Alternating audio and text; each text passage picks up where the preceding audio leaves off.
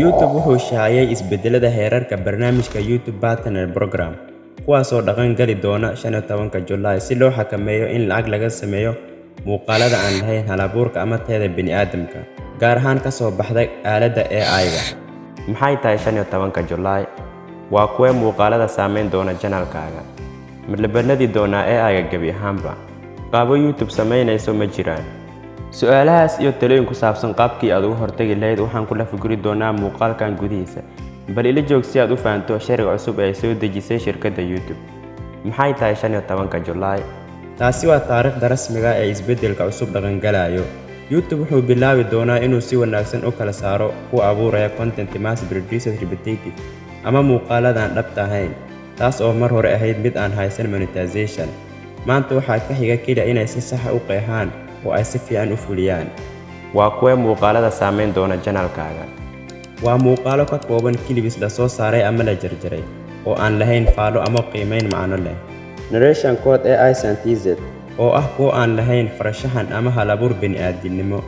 Shorts leh templates copy paste ah sida sawiro ama qoraallo dhiirigelin ah, iyadoo la isticmaalayo dhawaaqyo AI ah. Muuqaalo faceless ah adigoo muuqan ama aadan samaynaynin faalo toos ah, taas oo si weyn u yareyn doonta hal-abuurkaaga. Ma la banadi doonaa AI-ga gebi ahaanba?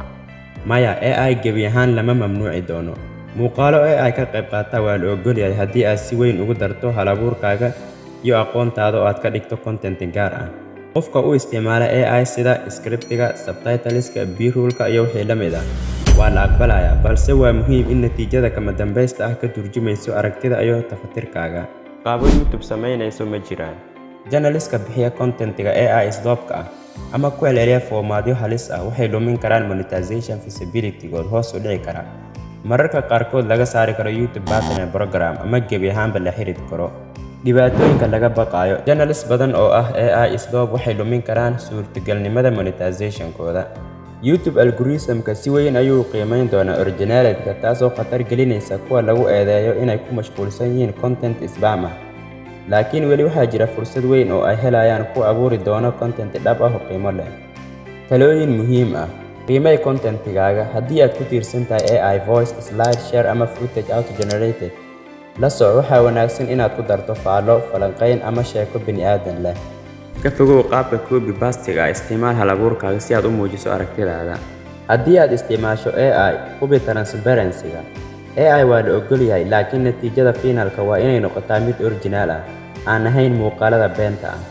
Ka hor 15 July, samee dib u habeyn ku saabsan channel-kaaga. Diiradda saar tayada hal-abuurkaaga iyo qiimaha uu leeyahay daawashadaada.